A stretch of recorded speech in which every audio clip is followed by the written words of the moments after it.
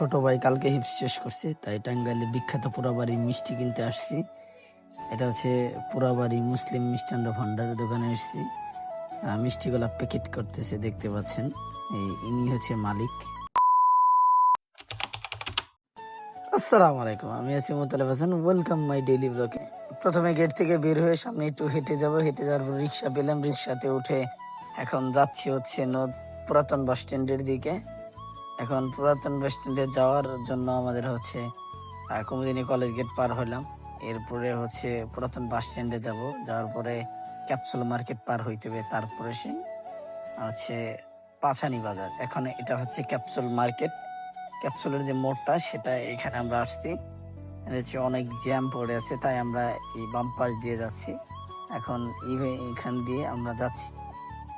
এটা হচ্ছে ওই বড় কালীবাড়ির রুট, কালী মন্দির যেটা, এইখান দিয়ে আমরা যাচ্ছি। এটা হচ্ছে টাঙ্গাইল কেন্দ্রীয় জামে মসজিদ, বড় মসজিদ নামে পরিচিত। এটা টাঙ্গাইলে সবাই চিনে বড় মসজিদ বললে। এখনো কাজ কমপ্লিট নেই, দেখতে পাচ্ছেন অনেক সুন্দর কাজ হচ্ছে।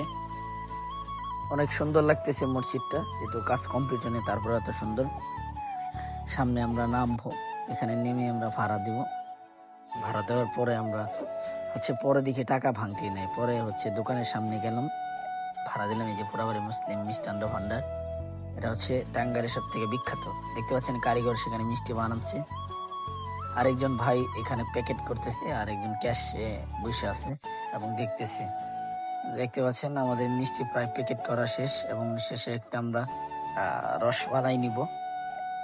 রসমালাই নেওয়া শেষ, প্যাকেট হচ্ছে। ওই যে দেখুন সুন্দরভাবে স্যাম্পল হিসেবে সাজিয়ে রাখছে মিষ্টিগুলো। এখান থেকে মূলত পার্সেল ডেলিভারি করা হয়। কেউ যদি নিতে চান তাহলে এটার ঠিকানা হচ্ছে পাছানি বাজার।